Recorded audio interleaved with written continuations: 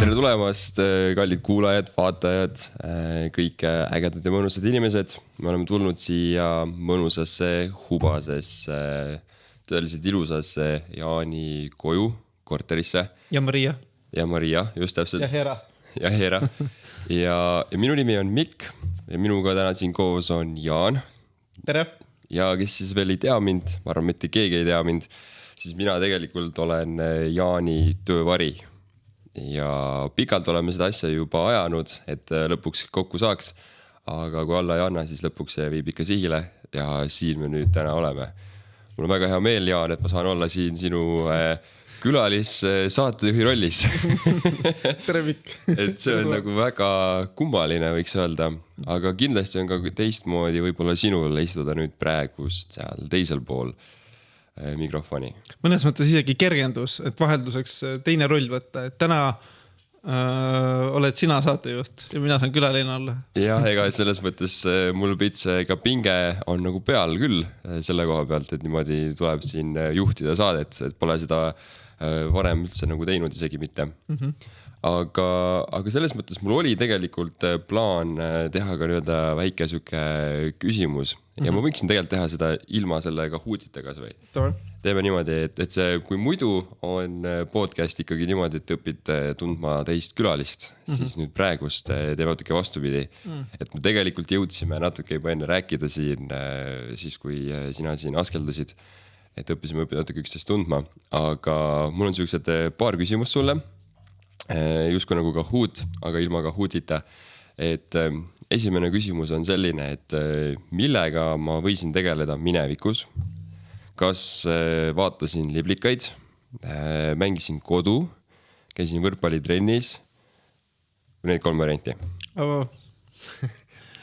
Tahtsin kohe, ma tean seda vastust, et käisid raamatuid müümas, eks? Seda ma ei olnud siia. Mis see viimane, 3. oli? 3. oli see, et mängisin võrkpalli. No võrkpalli ma pakuks, et pikk tugev tüüp. Jah, võrkpall on õige vastus. Nüüd tuleb süke küsimus, et see on ikka ime, kui sa sellele vastust tead. Real gümnaasiumis ma käisin ja seal meil oli lennupulm.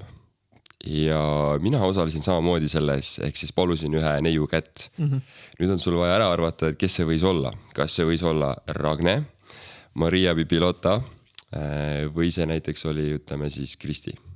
No ma pakuks Maria, sest minu naine on ka Maria. Jah, kusjuures õige. Maria Pipilota Murumaa ja tegelikult tema on Valga lähedalt pärit isegi.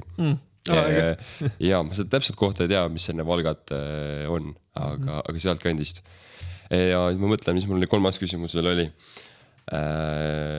Okei, küsimus oli tegelikult selline, et kui palju ma olin närvis enne selle saate algust, kas 50%, 75% või 85%?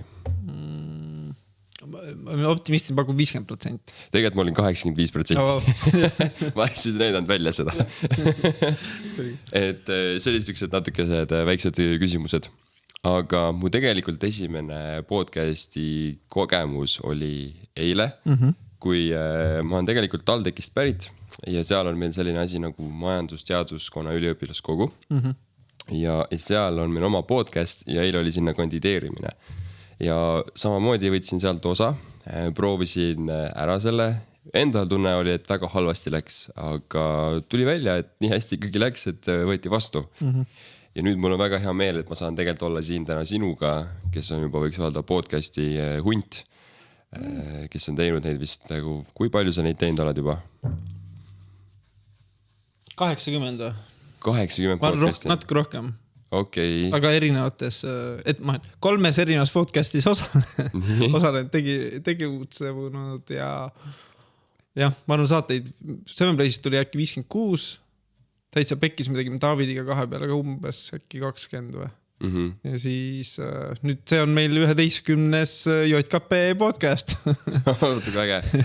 Aga see Seven Place ongi see, mille pärast ma justkui esialgu tulin, sest et kui oli see töövarjule kutsumine, siis Seven Place oli just see, mille järgi mina nagu sind teadsin.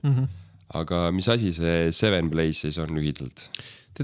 Kui ma vanasti oleks vastanud, et sotsiaalmeedia agentuur, siis veel hiljuti ma oleks vaadanud sotsiaalmeedia koolitusettevõte, siis täna ma ütleks, et see on mul vana juriidiline keha, mis sai kunagi koos tudengitega harjutanud, alustatud ja IT kolledžis siis põhimõtteliselt ka nüüd siis TTÜ, et sai alustatud niimoodi, aga ma ütleks tänaseks 7Plays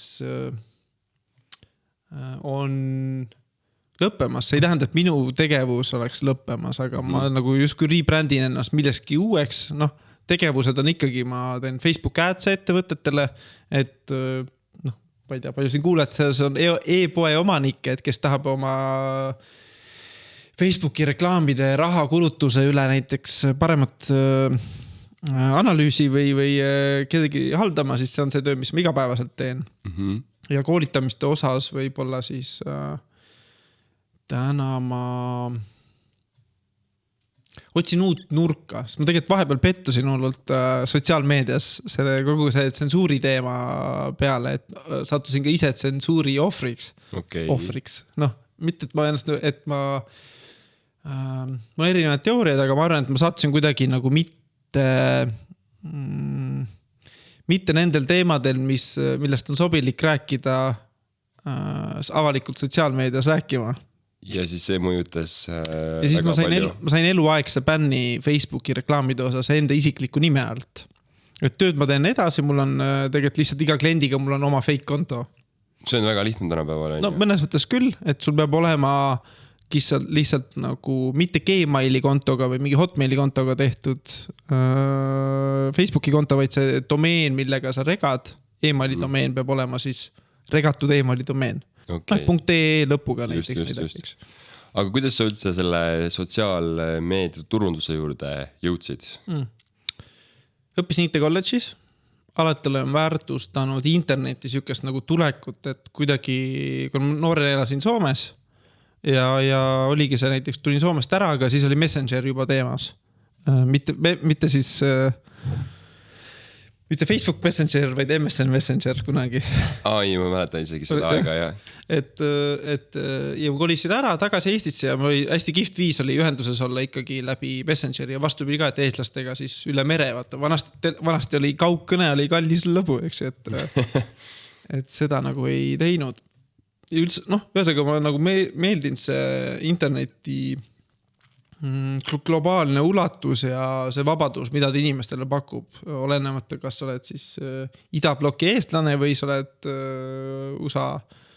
USA kapitalistliku ühiskonna pikaajalisem osaline. Et mulle meeldib just see vabadus, mida internet pakkus. Aga kuidas sul selle sotsiaalmeedia turundusega siis nagu läks, et kas sa kõik oled ise õppinud siis või sa oled kusagilt saanud seda nagu õppida või kõik on läbi oma vigade? Kõik on nagu ikkagi, kui me alustasime ettevõtte ka, mul oli tarkvaraarenduse ettevõtte, ma tegin Facebooki äppe kunagi, et oli hästi lihtsad äpid, et ma ei tea, kutsu 10 sõpra ja saad, ma ei tea, suuremad tõenäosuse võita või mingi väike memoriin või mingi mikromängud põhimõtteliselt ja auhinna loosimised.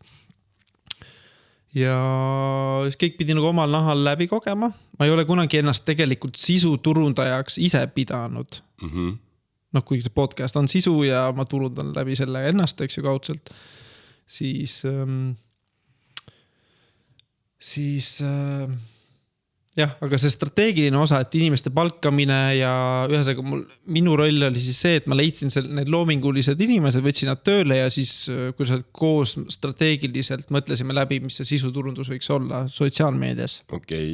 Et ühesõnaga, et ma olen alati nagu toetunud justkui loomingulistematele inimeste peale. Aga täna ma olen siis olukorras, kui ma pean kõik üksi tegema. Et siis mõnes on nagu üli raske, tüütu, aga samas üli äge, et ma pean nagu selle basic asja nüüd siis alustama lõpuks ise. Ja praegu sa veel tegeled ka siis selle sotsiaalmeedia turundusega või on sul veel, ma ei tea, 9 ametit nagu hunt Greensilmal? Ei, põhiamet on ikkagi jah, Facebook adsid, e-poed, kelle eelarve on 1000 kuni 10 000 eurot kuus võibolla. Et siis mina manageerin selle, et ma seadistan need loovlahendused, optimeerin raha, sihtgruppi ja siis on see strateegiline pool, et kui klient tuleb minu juurde, kes võibolla on hea sisu looja juba, aga tal puudub see tasuline osa, sest näiteks ma arvan, suur viga on see, et siuksed head sisuloojad, kelle teevad häid videosid, värki-särki, et see on nagu see valemi 1 võrrandi pool. Et nad tihti arvavad, et sellest piisab. Enamasti piisab ka, aga see rahaline pool, näiteks YouTube'is reklaamid, Facebookis, Instas reklaamid, ütleme, Eestis ei ole nii oluline, aga ütleme, TikTok ads'id, ma arvan, mingi hetk jõuavadki Eestisse normaalsel kujul. Et sa ikkagi panustad ka tasuliselt oma sisu levitamise eest, eriti kui see sisuloome toetab su ärilist tegevust. Et lihtsalt see võimendab seda levikut ja kiirendab kasvu tohutu tempoga. Ehk siis kas mõtled teha oma podcasti või alustada oma blogi või oma videokontot või videode loomingut TikTokis, siis tegelikult jumala mõistlik on osta raha eest ka siis liiklust oma uutele kanalitele. Ja ta ainult sellest ei piisa, et sa oled näiteks hea kunstnik, aga kui kunstnik ei oska oma maali turundada, siis keegi sellest teada ei saa ja pole sellest kasu ühtki, siis kui võib-olla oled teises silmas, siis keegi märkab ja siis tavaliselt lähevad asjad linda, on ju. Aga natuke nüüd tagasi minnes, me teame nüüd, mis sa praegu teed, aga lähme tagasi lapsepõlve. Lapsepõlve on alati huvitav teema. Kui sa olid väikene, Jaan, siis kelleks sina tahtsid saada üldse või millest sa unistasid? Minu jaoks kuidagi võib-olla siis, seal sügavates mustritesse ma ei lasku, aga õiglus on hästi oluline põhiväärtus olnud. Ja. Et täna ma võib-olla seda jonjakalt enam taga ei aja, sest see on destruktiivne võib-olla, et iga asja peale ma ei ole nõus ei ole mõtet võitlusesse asuda, eks ju, et see juba hävitab ennast. Aga siis ma tahtsin mul politseiks või advokaadiks saada. Mis on paradoksaalne või imelik on see, et nüüd vanemas eas ma vaatasin nagu, et mul on tohutult palju kontakte või tuttavaid ja sõpru, aga juriidikaga tegelevaid inimesi on peaaegu ei ole üldse. Kuigi siin ütleme, üks saateküla on Robert Sarvali ka, aga ta ei ole otseselt nagu selles mõttes sõber, et ma taga nüüd igapäevaselt suhtleks, eks ju. Et huvitav, et see, milleks ma tahtsin saada, mul ei ole selles valdkonnas ei ole peaaegu üldse kontakte. Okay. See on naljakas, et üle 4000 inimese tunnen, eks ju, aga siis justkui juriste või advokaate või tahtsin öelda mente, politseisid on väga vähe. Aga kuidas sa nagu niimoodi läksis, et nüüd sa tegeled sotsiaalturundusega IT-valdkonnas, teed sisu, et mis nagu muutus või kuidas siuke elu teise nagu tee valis?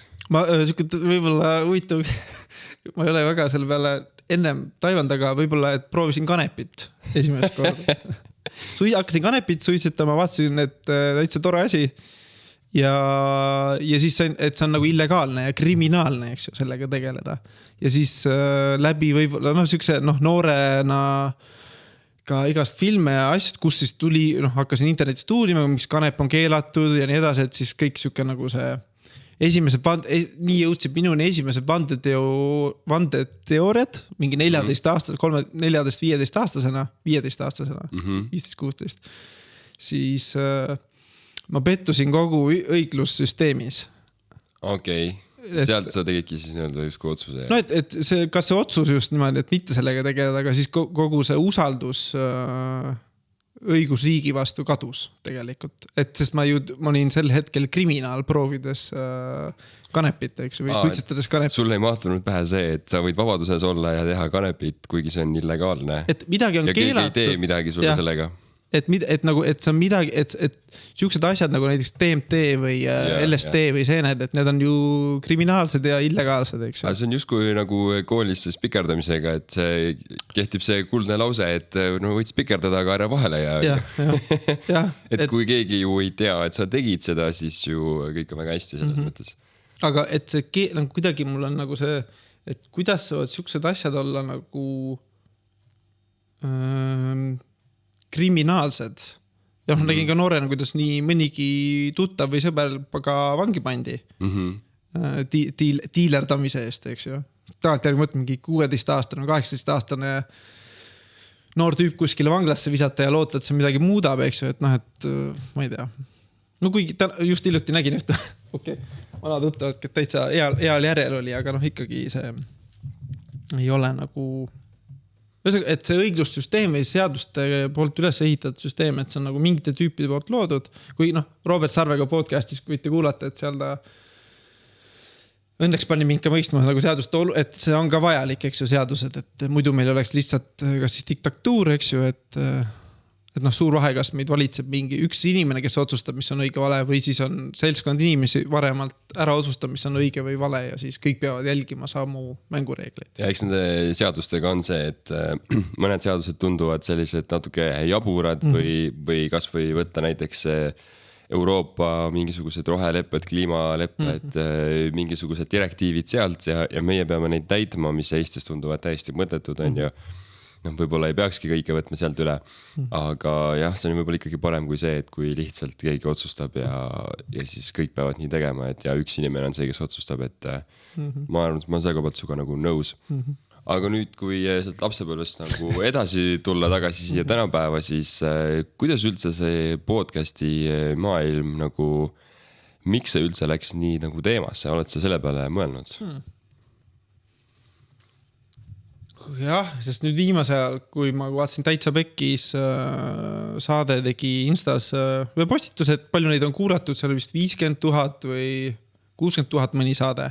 Siis mõtlesin, et see näitab, et kõik Eesti podcasti kuulajad võib-olla ei ole nende saadet kuulanud, aga see näitab, et olen siin optimistlik, et Eestis on vähemalt 100 000 pluss podcasti kuulajat, eks ju. See on põhimõtteliselt terve nagu, kui laulu peale tulevad inimesed kokku, siis on ka kuskil 100 000 inimest on seal koos, pluss see laulukaar ja kõik.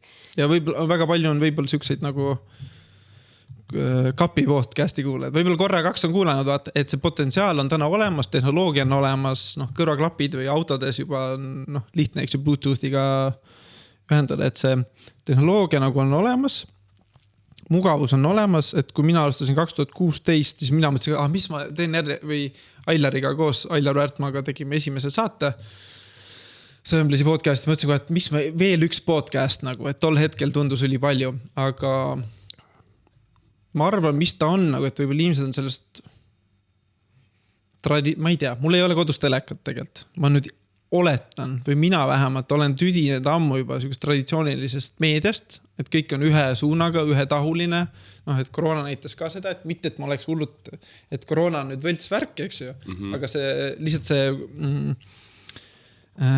mainstream kommunikatsioon, kõik räägivad täpselt sama juttu ja kui keegi tekitab küsimuse, siis see ei ole ka okei, et see minu jaoks nagu meedia on nagu kaotanud sellise tõsiselt võetavuse, et on uuriv ajakirjandus, eks ju, et uurime, mis ongi äge, millest ajakirjandus peaks olema see, kes toob nagu tõe päevavalgele, eks ju. Aga siuke tunne, et tänapäeval ajakirjandus toob selle tõe valgele esile, mis maksab rohkem, mille eest saab rohkem raha küsida, on ju, et nagu clickbaitid justkui võiks neid nagu nimetada. Ja. Ma ise olen suga nagu nõus ja omalt poolt võib-olla lisaks veel juurde seda, et tegelikult podcastid on hästi palju tehtud justkui nagu mingite know-how asjade kohta, et kellelgi on omal mingi asi selgeks õpitud või mingi hea kogemus sellest ja siis nüüd tahavad hakata teisi õpetama või lihtsalt oma lugusid rääkima, sest neid podcast'e on ju seinast seina teemadel, et küll on mingi, et naised rääkisid ja küll on see Täitsa Pekkis ja kõik mingid rahade asjade kohta ja absoluutselt, et väga palju on neid, on ju. Et need kõik tegelikult võib-olla on ka selle jaoks lihtsalt, et see tundub tegelikult olevat siuke viis, kuidas võib-olla jõuda rohkem nende inimesteni ja nende teemadeni, millest julgete rääkida. Ja ka sügavamad ja minust ausamad vestlused. Just, ja podcastis on seda hea nagu teha tegelikult. Et, ja siis, kui inimene kuulebki, võib-olla tunnebki, et ta ei olegi nii üksi selle murega, et läheme tagasi sügavasse nõukaaega või kuskile sinna, siis väga palju asju tegelikult ei räägitud ja ma tegelikult siiamaani imestan, ma loen ühte sükest raamatut inimestest või ettevõtetest, mis on nagu tuntud, aga keegi otseselt ei tea, kuidas see nagu lugu alguse sai, see raamat oli Miljonid ei millestki. Ja siis seal oli alati niimoodi, et oli ta mingi see noormees seal 20-aastane, läks kuskil uude linna, hakkas ühe tüdrukuga rääkima ja 2 kuu pärast juba abiellusid. Ja lõpuni välja niimoodi, et see on nagu väga kummaline mulle endale, kuna lihtsalt praegusel ajal see tundub väga, mitte vale tegu, aga siis sa ikka tõesti pead nagu väga tahtma, sest et tegelikult alguses inimesed tahavad nagu karjääri teha ja siis hiljem alles abielluda. Et aga seal abielluti kohe, kui põhimõtteliselt 2 kuud oli juba käidud. Et see on nagu kummaline. Aga nüüd ma arvangi lihtsalt, et me oleme jõudnud suksesse ajajärku, kus inimestel on aega ja sellised teemad järjest rohkem tõusevad nagu päevavalgele. Et kas või vaata president Kersti Kaljulaid, et see koduvägivald ja kõik see, tema põhimõtteliselt oli ju see, kes selle tõi välja. Et Eestis, et kui meil siin praegust näiteks kuskil oleks see 24. veebruar, tähistame Eesti Vabariigi sünnipäeva, siis keegi kusagil justkui saab peksa vaata oma kodus. Või jõulude ajal, kõige vägivaldsem periood üldse. No väga kurb oli tegelikult ja üllatav lause oli selle aasta algus, kui sa mäletad, siis reaalselt uusaasta öösel 2 inimest tapeti. Üks oli Tapas ja teine oli Tallinnas. Et see on uskumatu ja. Aga me läksime väga suksele huvitavale teele, et läksime nagu täitsa kuskile teise kohta. Aga tegelikult ongi huvitav rääkida niimoodi ja vaadata, kuhu nagu asi viib. Aga räägi mulle, mis sina näed nagu podcasti tulevikku? Kuidas see võiks või kuhu see võiks jõuda veel või kuhu siit üldse edasi võiks areneda või mis võiks olla näiteks järgmine üldse selline suur asi?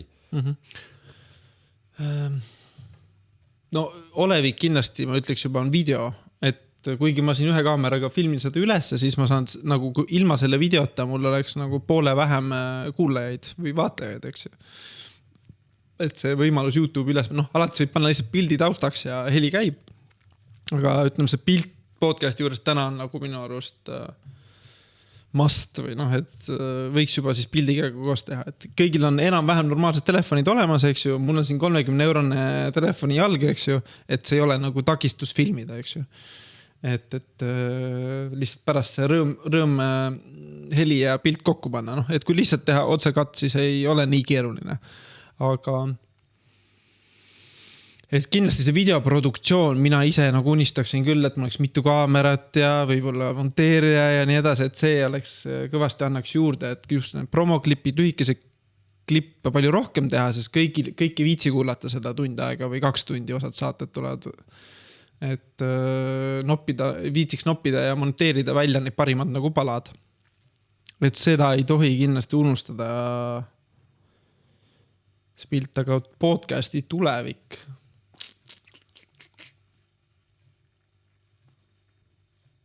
No see live faktor oleks kindlasti äge.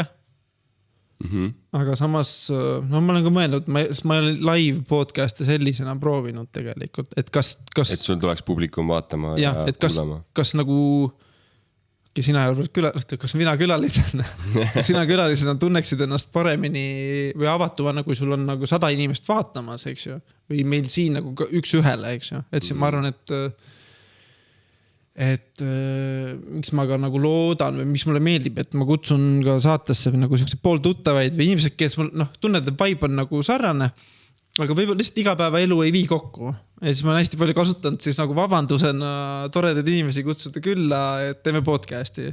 Et siis selle jaoks inimesed leiavad aega, kui lihtsalt ma oli pooltuttav inimene, keda kuskil peale teinud, et tule lihtsalt külla, võib-olla on raskem. Kui kerge või lihtne üldse on saada inimesi podcasti? Isegi kui sa ei tea täiesti seda inimest. Võib-olla Robert Sarve näiteks sa teadsid, ma ei kujuta ette, aga näiteks kui sul on täiesti võõras inimene, ütled, et tere, mina olen Jaan, ma olen teinud seda ja mul on oma podcast, et see tundub olevat täiega lahe, et sa võiksid tulla minu saatesse. Kas nad tõesti on nagu nõus kohe või pead ikka natukene neid nagu moosima enne, kui ütlevad jaasena? Ütleme, et kui kedagi nagu ilusti kutsuda, siis ma arvan, et see conversion rate on kuskil, ma arvan, 90% või 1/10 võib-olla ütleb, et ta ei taha või praegult pole valmis. Et esimene, kes kunagi ei ütles üldse podcasti tulemisena, oli see mis Eesti räppar on? Nublu või? Ei, enne Nublu aega oli see, kes teeb neid nagu Slaavi Antwerk või? Gameboy Tetris või? Ei, teeb rahvusvaheliselt, Tommyboy. Ei, mitte Tommy Cash. Tommy Cash, jah, vabandust. Okei.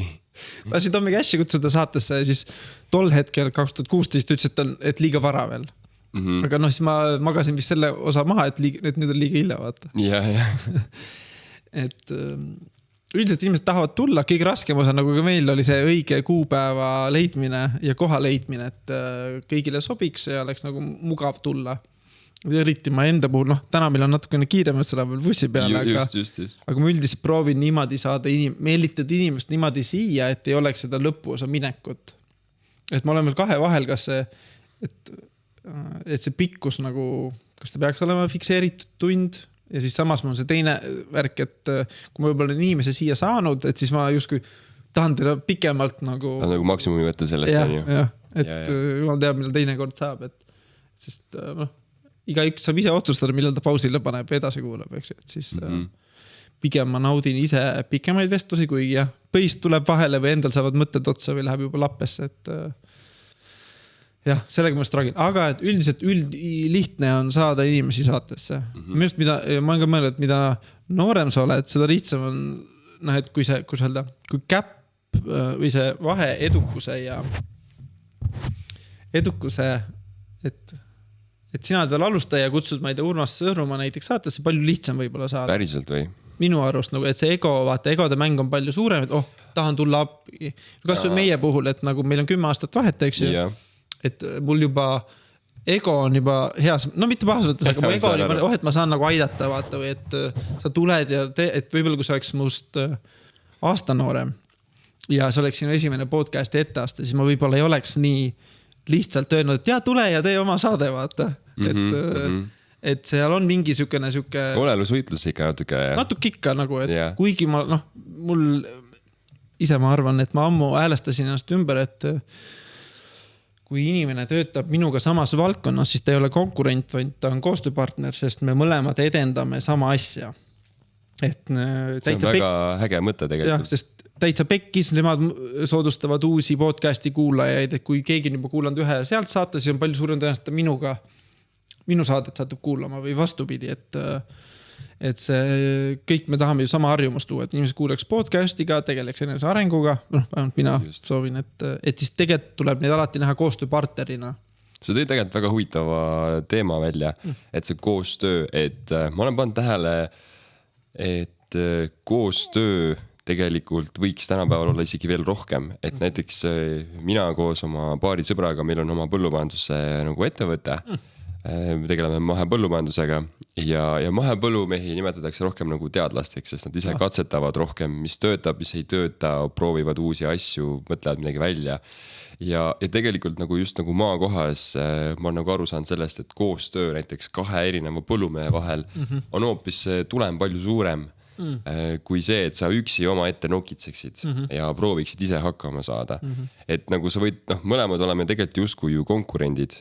Meil mõlemal on ju vaja oma vili ikkagi salvest maha müüa, aga selles mõttes, et koos ikkagi jõuab kaugemale ja tegelikult see tulemus on hoopis parem ja koostöös tegelikult, koostöös peitub jõud, see on see vana tuntud lause juba. Nii et mulle väga tegelikult meeldib sinu see mõtteviis, et kui me oleme samas valdkonnas, edendame sama asja, siis tegelikult miks mitte nagu, et see koostöö mulle tundub, et seda võiks tegelikult tänapäeval rohkem ettevõtted oma vahel teha ja üldse inimesed samamoodi.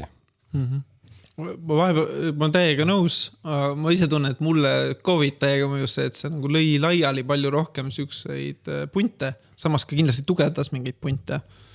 Et siis ma mingi et nagu koostöö on palju ägedam, aga vahest peab ka üksi, et ma täna tunnen, et ma pean üksinda selle vundamenti laduma nüüd ise, sest alati mulle Sevenplace'i alustasin koos koolivendadega, podcasti alustasin koos kellegi teisega, täitsa pekkis saates oli ka juba kõik tehtud, eks, mine ja räägi nagu, et siis ma mõtlesin, et nüüd ma alustasin nagu nullist justkui täitsa, ma ei tea, oma nimelise podcastiga, millel ei ole selles mõttes konkreetset sihti, et ma nagu toetaksin nüüd mingi konkreetset äri, eks ju.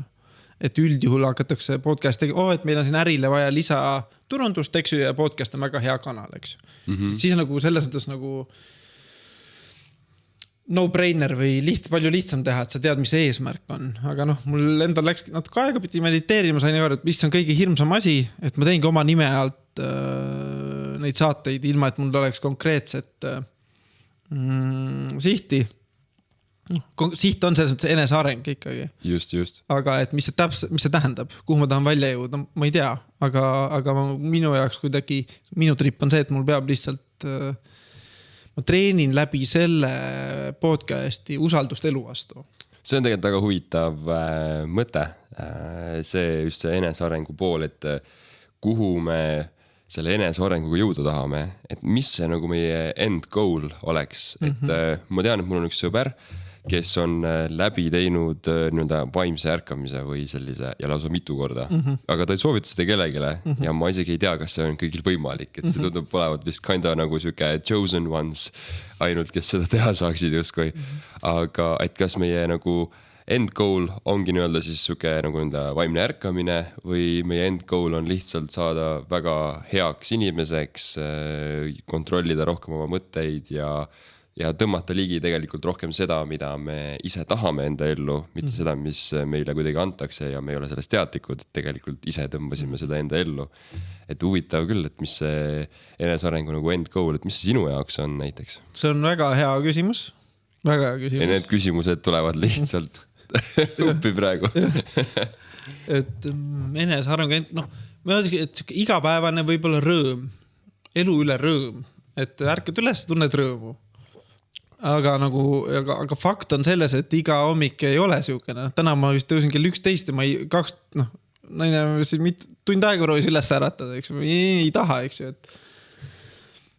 Et fakt on see, et sittasid päevasid tuleb, sõbrad surevad, lähedased surevad, see on äärmus näide, eks ju. See on elu, on ju. Jah, et ka selleks nagu peab valmis, et kas see on nüüd, keegi et ka selle kurbusega tuleb nagu hakkama saada, et elu ei ole ainult nagu naermine. Ja aga kui ei oleks neid negatiivseid emotsioone, siis me ei väärtustaks üldse nii palju positiivseid emotsioone ja mis oleks elu, kui see kõik oleks üks sirge.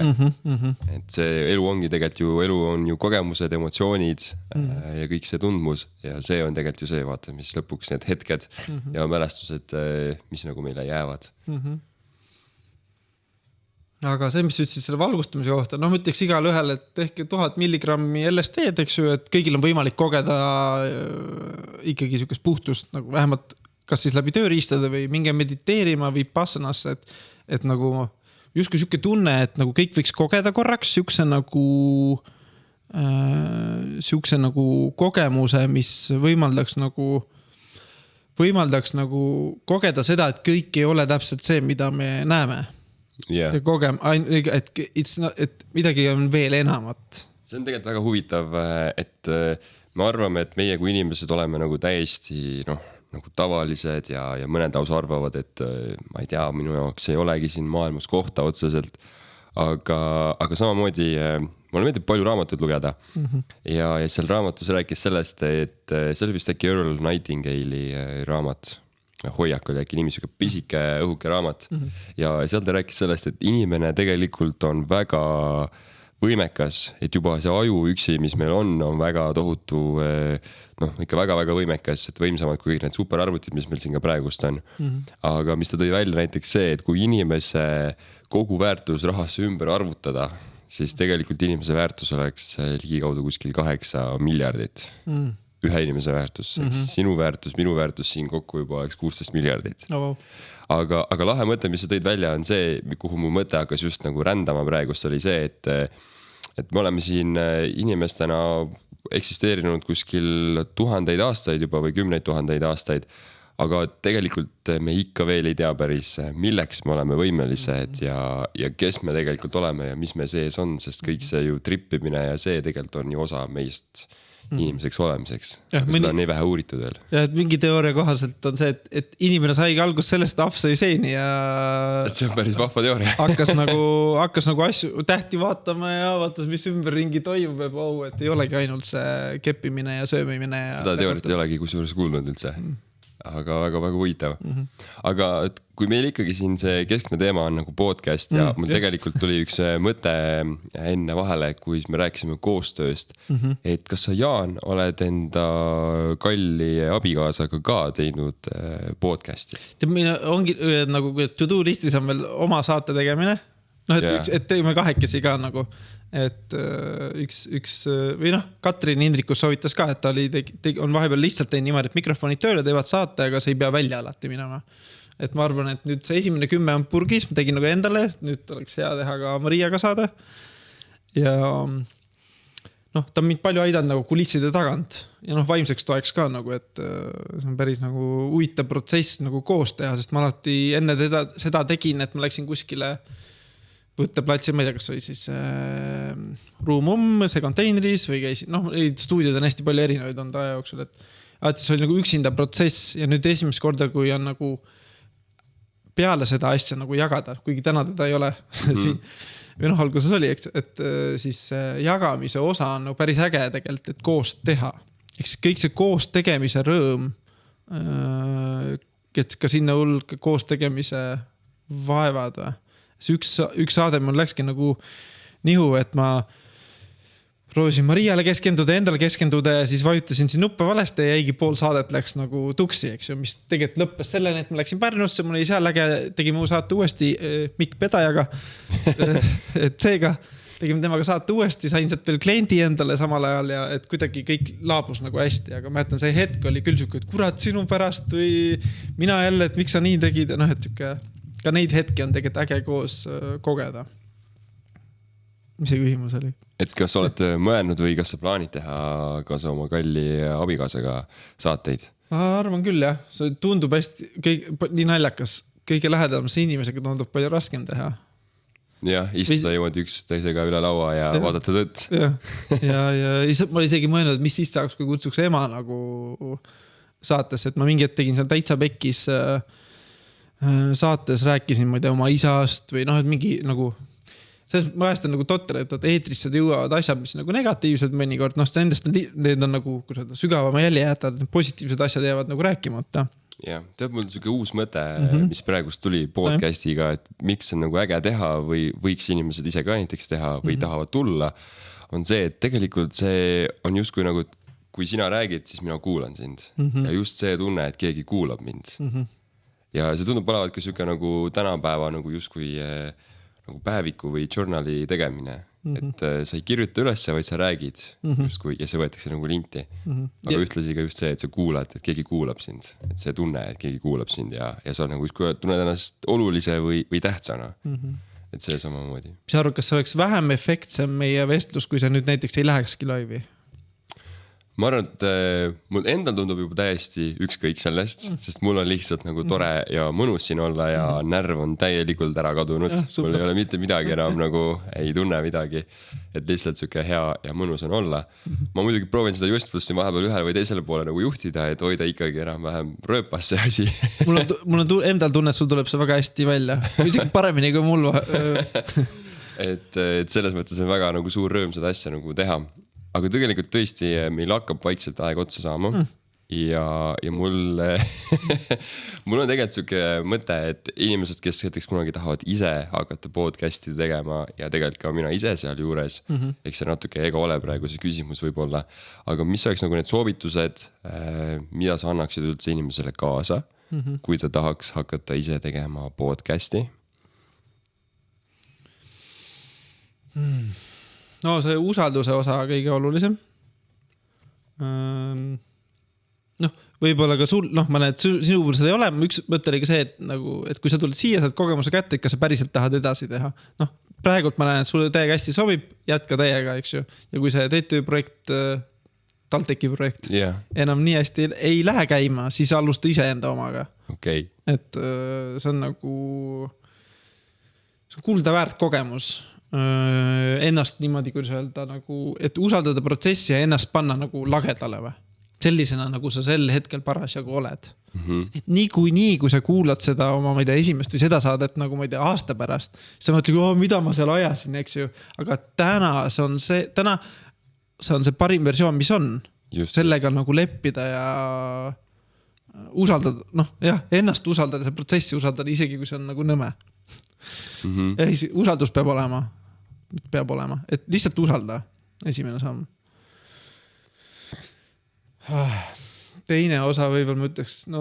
Muretse korralik tehnika, jah? tehnika osas küll, et võib-olla heli on kõige olulisem, et näiteks kui me praegu paneks ainult telefoni video üles, siis ei ole väga hea heli. GoPro-del ma olen avastanud väga huvitavalt hea heli isegi. Okay. Näiteks, kui oleks ainult GoPro kaamera, ma arvan, siis mängiks isegi välja. Aga heli on podcasti juures palju olulisem, sest see ei ole nagu visuaalne show, mis me teeme, eks ju, vaid see on ikkagi meie vaheline vestlus, et see jõuaks võimalikult puhtalt edasi kuulajale ja vaatajale. Just. Ja siin, et võib-olla mina endale soovitaks vähem kohvi juua, mida ka ütles mulle ägedalt siis Robin Jukendal, et tegelikult logopeedi juurde minna. Ma olen veel edasi lükanud seda, et ühe korra seal ära käia, et heas mõttes, et diktsioon oleks hea. Diktsioon parem, et ka mingid hääleharjutused. Just. Üks sõber Jon Mikiver teeb raadios, kui ta läks sinna, ikka tegi täie korksuus, kogu aeg harjutas nagu laulmist, et ikkagi tuleks diktsioon palju paremini ja inimestel oleks hea kuulata. Et ma tunnen, et ma olen praegu nagu lihtsalt harjutamise pealt lastan liuga, aga kuluks ära üks professionaalne ülevaatus. Okei. Juba pikad vastused, aga et usaldus. Helitehnika, logopeed. Helitehnika, logopeed, et küsida nagu nõu on okei. Mida mina teen väga vähe, et kui midagi halvasti või vaja, siis ma nagu pigem teen üksinda. Jään oma ette. Aga kui sa tahadki alustada, kas siis sa pöördud kellegi poole, kas sa soovitaksid seda või lihtsalt, et hakka kuskilt pihta või tee mingi saade ära, saada kellegile võib-olla, kes on juba palju saateid teinud, las ta kuulab, vaatab, ütleb sulle annab tagasisidet või näiteks, et kohe, et kuule, et tahaks hakata tegema ja mis sa arvad, Jaan, kas sa saaksid mind aidata selle juures? Mina ütleksin nagu, inimesed on erinevad. Kõige olulisem asi on minu arust on hakata pihta.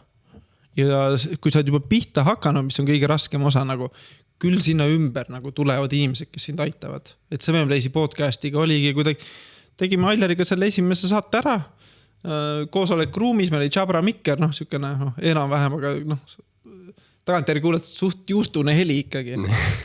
Seal kohe hakkasime pihta, tuli kohe teiseks saateks helimees, Hendrik VR, siis 24. saatel vist tuli juba Ahti Kaskpeit, kes tänaseks teeb Maraton stuudios, et kes otsib veel professionaalset stuudiot, siis kirjutage Ahtile Maraton. Ma olen isegi kuulnud sellest. Maraton stuudio. Maraton stuudio vist on, jah. Et nüüd on juba oma kontorit, ta tuli oma vanast töölt ära, kus ta oli veel osanik ja hakkas nagu täitsa selle põhikohaga sellega tegelema. Ja siis ütleme, Seven Plays oli siis esimene siuke nagu hobiprojekt tema. Et müts maha tema siukse, et kuidas see kõlab totralt, et ta nagu vanemas eas oli valmis nii suureks muutuseks, kuigi tal on endal nagu juba lapsed, et kõik on nagu vaata, et teha nii suur kannavööre nagu minu arust nagu respekt nagu tüübi, et kahjuks või õnneks, kui ma teen sotsiaalmeedia koolitusele on teinud ja publiku seas on mõnikord 50+ inimesed, siis ma näen, et või kas või 40+ ja kui nende seast, ma olen liiga vana, et õppida või jälle uus platvorm või praegu on see TikToki, inimesed ei viitsi TikTok kontot teha, jälle mingi uus asi, eks ju. Aga nagu ajaga nagu tuleb kaasas käia, et sõltub jah, et milline su ambitsioonikus on, et kui sa TikTok on siuke ohtlik koht, ütleme niimoodi, et seal on väga kerge ohvriks langeda ja tunde veeta lihtsalt. Ja aga kui see professionaalne turundaja, siis ja see eesmärk on müüa, turundada ja olla vähemalt turuga kursis, kas või niigi palju. Ja siis öelda, et TikTok pole minu jaoks, siis see ala ei ole sinu jaoks. Aga mis sa arvad, kui palju on alguses tähtis panna rõhku turundusele, kui sa lood oma podcasti? Nii ja naa. Et kas on mõtet hakata kohe tegema TikTok, Reels, Storiesid, kõiki siukseid? Kui ressurssi on, siis jah. Minu võib-olla suurim, ma ei tea, et enda nagu, et ma nagu kas siis laiskusest või mugavusest mul on juba, et neid promoklippe toota saate kohta. Et tegelikult oleks hea kohe hakata promoma igal pool, et siis esiteks saad kogemust monteerijana või niimoodi, et sa saad praktilist kogemust. Et see käib nagu käsi käes, et sul ei ole mõtet turundada, kui sul ei ole head toodet ja kui sul ei ole toodet, siis ei ole mõtet, et kui ei ole toodet, pole mõtet turundada, kui sa ei tee turundust, siis sul ei ole mõtet seda toodet ka teha. Nagu. et peab turundama lihtsalt ja et kui ma olen ise turundaja, siis mu enda üks klient ütles mulle sellise kuldse lause, mida ma tuletan endale aeg-ajalt meelde, et kui see on sinu asi, et sa tunned, et see on sinu nagu beebi või ütleme projekt ikkagi, siis seda tuleb nii palju turundada, et sul on natukene piinlik ja siis natuke veel. Siis sa oled hästi turundanud. Et aga eestlase tagasihoidlikkus, ma arvan, et sul seda ei ole, sest sa käisid USA-s raamatuid müümas. Jah, käisin küll. Ka anekdoot on Eesti turundaja on see, kes istub telefoni taha ja siis pingsalt ootab, et keegi helistaks ja tahaks äri teha. Vaata. Et muuta natuke, et see peab lihtsalt turundama tänapäeva maailmas, kus tähelepanu konkurents on niivõrd kõva, et me ei räägi ainult TikTokist, eks ju, et see, ma ei taha TikToki või mulle piisab sellest, siis tegelikult inimesed on, ma ei tea, osad on LinkedIni kolinud juba, kellel on sellest tavalist sotsiaalmeedias kõrini, eks ju, siis igapäeva kasutajad võib-olla rohkem TikToki, kus ongi rohkem fun'i ja rohkem disse. Liialdan, eks ju. Kui seal on väga, et sellest räägitakse vähe, kui palju porno tegelikult mõjutab sotsiaalmeedia kasutust. Okay. Mitte porno, et seal peaks olla kohe penetreerimist, aga ütleme dissid ja pepu ja Instagramiski, eks ju. Erootiline sisu ühesõnaga, jah? Jah, et see on nagu jõhk, et miks ma arvan, ka Insta on väga edukas ka hiljem ka meeste seas olnud, eks ju. Et kui alguses rohkem siuke hipsteri keskkond, eks ju. TikTok ka tegelikult, kui sa teed seal värske konto, siis neid naiste hõõritusvideosid on väga kergelt tulema. Jah, see on tõesti tänapäeval, kui oled tähele pannud, et see, ei ole tõesti, ei saagi öelda seda, kui lihtsalt, et seks müüb, on ju. Aga see fakt kahjuks või õnneks niimoodi on, et see inimloomuses ka on ju. Seks ja iha on mitte ainult inimloomuses, vaid see on eluloomuse nagu see kõige ürgsem osa. Jah, see on see bioloogiline midagi, mida lihtsalt on. Jah, et see on vanem kui emotsioonid, vanem kui mõtted, vanem kui, keha ja ma ei tea, ma arvan, et keha sünd ja see paljunemisvajadus on nagu ongi seal alguses saadik meiega kaasas. See on nii tugev iha siis või kirg, et sellega natukene mõnes mõttes on tore vaata, et Facebook ja osad ikkagi proovitakse, et nipu ei tohi näidata, eks ju. Aga vahepeal ma tunnen küll, et on niisugune nagu kahepalgelisus selles maailmas. Aga kokkuvõtvalt siis saab öelda, et hakka pihta. Helitehnika, panen turundusele rõhku, kui sul on vähegi võimalik kasutada kõiki võimalikke uusi platvorme. Seda seks müüb, seda ma ei hakkaks tegema kohe alguses. Vist ikkagi teiega koostööpartnereid on ja et leia samasuguseid sarnaseid mõtlejaid ja vist kõige tähtsam on lihtsalt nagu Nike loosung on, et just do it. Jah, nõus. Aga Jaan, siia kokkuvõtteks või lõpetuseks, et millised sinu nüüd plaanid lähiajal on, et mis sa plaanid ellu viia või mis sa plaanid teha veel? Nüüd on esimene see riskiperiood justkui tehtud, et ma alustasin mingi uue asjaga, kuigi ei tea, kuhu see nagu jõuab, täna naudin seda. Aga ma arvan, see järgmine samm oleks siis ütleme uuesti kodunt välja kolida. Mõnes mõttes on see dünaamiline protsess olemas, et ma saan alati kohvri võtta. David Mikomägi kohver, et niikaua kui ta sponsoreerib mulle seda helitehnikat, siis ma saan tegelikult ju ükskõik kust teha. Et kodunt välja, suuremaid kalasid võib-olla jahtima. Ja kusjuures see on tegelikult väga huvitav, et vaata podcastidel peab olema oma nišš, midagi, millega sa tõmbad. Näiteks sinu nišš võiks ju tegelikult olla see, et sa teedki podcasti erinevates kohtades, kus iganes, kuskil looduses, metsas, mingi vulkaani jalamil, kuskil kõrges pilvelõhkuja tornis, ma ei tea, maa all kuskil, vee all, mis iganes. See annab seda värvikust juurde, ta võib-olla ei ole päris nagu nišš, eks ju. Just, jah, aga see on midagi, mis on nagu vaata sinu enda oma nagu just. Nojah, et üks ma olen ka proovinud seda, et mul ei ole otseselt nagu otseselt piire. Et jah, et ongi, et kas peab olema kindlalt selline või selline, et võib-olla natukene kaootiline siis kuulaja või vaata jaoks, et mida siit järgmisena võib tulla, eks, et täna on eks töövarju päev,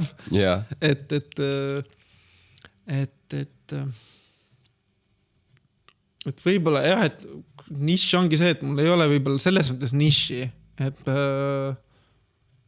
ainus nišš on see, et selle saate püsiv osa olen mina. Ma ei hakka siia ümber mingit kunstlikku asja looma, kuigi turundajana ma tegelikult peaksin, eks ju, panema konkreetse fookuse paika, aga see fookus on võib-olla usaldus, vabadus ja tegelikult võib-olla ka siis jõuda koostöödeni. Aga paari sõnaga, kuhu sa või mida sa plaanid tulevikus teha veel? Kunagi ma nägin Kiyosakit Saku Suurhalli laval. Siis ma sain aru, et ma juba täna tundsin, et mu nimi ei ole nii kõva, aga ma seal lava peal suudaksin juba täna palju rohkem võib-olla korda saata. Et siis, et endale, et mitte tingimata Saku Suurhalli laval, aga midagi sellist kunagi ära korraldada, et mitte jääda muretsema, et ma nüüd pean ainult elu lõpuni sotsiaalmeediast rääkima, et see faas on nagu justkui tehtud. Et sa tahad olla nagu esineja, koolitaja suurel laval nagu Robin Sharma ja kõik sellised tuntud näod? Mõnes mõttes küll. See ei ole otseselt eesmärk sinna lavale saada. Kusjuures mul on ka üks suke salasoovidest või üks nagu eesmärkidest, kuna ma lihtsalt tunnen lava ennast väga hästi, et sinna, et tahaks samamoodi sellist kogemust. Et sa käidki, reisid ringi erinevates kohtades, iga õhtu uus saal, uus rahvas ja niimoodi tripid ringi ja aitad inimesi, et see on minu jaoks ka suke lahe asi. Et võib-olla vastandada sellel, mitte vastandada, aga et kui ma varasemalt, põhiäri oli ka see, et mul tuli tellimus, ma tegin siis sellele sihtgrupile oma koolituse. Nii, kuidas meil on? Me peaks tegelikult lõpetama. Tavai. Et alati telliti ja ma pidin tegema nii, nagu tellija nagu soovis. Loomulikult omas vormis ikkagi. Et võib-olla lihtsalt see osa alati tegelikult tekitas stressi. Et ma läksin jälle mingit show'd tegema, võib-olla ma ei olnud üldse heas kohas ise, aga pidin nagu ära performi. Mõnes mõttes lõi mulle selle tugevus ikkagi, eks ju. Aga täna ma tunnen, et järgmine samm oleks teha see, et ma teen ise koolituse. Täpselt see ongi Jaan Kruusmaa koolitus, tule vaata, mis sisu on. Et ma luban, et kellegi külmaks, et ei taha nagu jätta, ei taha. Keegi külmaks ei jää, aga et mis see täpselt on, ma ei tea veel. Kasvamisel on kogu see. Okay. Et ma ise hoian ka ennast kogu aeg kasvamisel, et mitte jääda kinni, et Jaan Kruusmaa peab olema täpselt selline kogu aeg, eks ju. Aga tõmbame siinkohal meie saate kokku. Mul endal oli väga põnev kuulata, õppida sind rohkem tundma ja ma loodan ka, et meie vaatajal täpselt samamoodi, et ta sai siit enda jaoks võib-olla mingi mõtte või enda jaoks siit mingisuguse vastuse. Aga mina olin Mikk, töövari Jaanile ja mul on väga hea meel, et sa mind siin nii mõnusas, õdusas koduses, kodus, enda kodus vastu võtsid ja suur tänu sulle veel kord selle võimaluse eest. Ma olen sulle väga tänulik. Mina sain siit kindlasti endale väga palju ja kui teile meeldis, likeige, subscribeige, share'ige, nagu ikka see asi käib.